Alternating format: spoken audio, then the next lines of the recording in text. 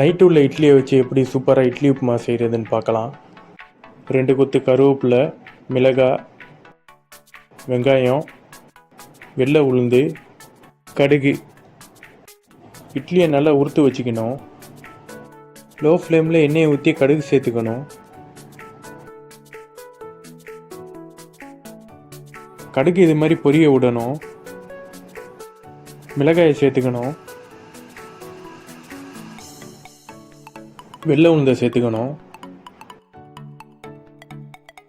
வெள்ளை உளுந்து colour change ஆகும், அப்போ கருவேப்பிலையை ஆட் பண்ணிக்கணும். லாஸ்ட்டாக வெங்காயம் சேர்த்துங்க. வெங்காயம் வதங்குற வரைக்கும் நல்லா கிண்டிக்கிட்டே இருக்கணும். இது மாதிரி வெங்காயம் வதங்கினதுக்கப்புறம் உப்பு சேர்த்துக்கணும், தேவையான அளவு.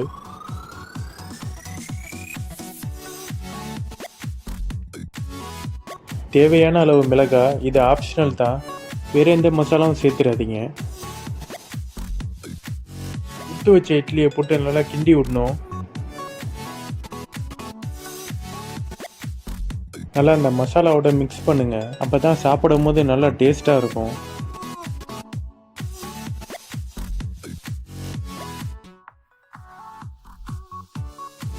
ஓகே கைஸ், நம்ம இட்லி உப்புமா ரெடி. இது தேங்காய் சட்னியோடையும் சாப்பிட்லாம், தேங்காய் சட்னி இல்லாமல் சாப்பிட்லாம். ஆனால் நான் பர்சனலி தேங்காய் சட்னி இல்லாமல் தான் சாப்பிடுவேன். நெக்ஸ்ட்டு என்ன பண்ணலான்னு கமெண்டில் சொல்லுங்கள். உங்களுக்கு பிடிச்சத லைக், சப்ஸ்கிரைப், ஷேர் பண்ணுங்கள் கைஸ்.